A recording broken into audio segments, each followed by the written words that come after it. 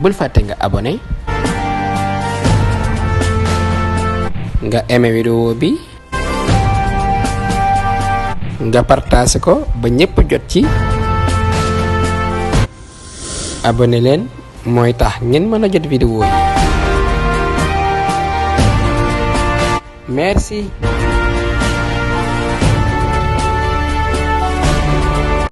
mbokk internet yi safoo di siifuru 5M TV Sénégal dal leen ak jàmm.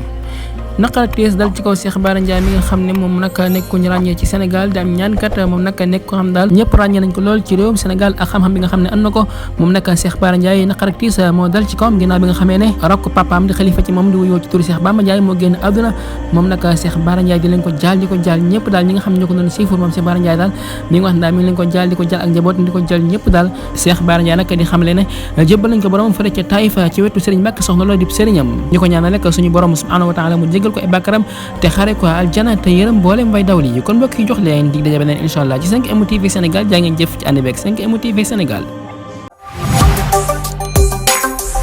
5M TV Sénégal.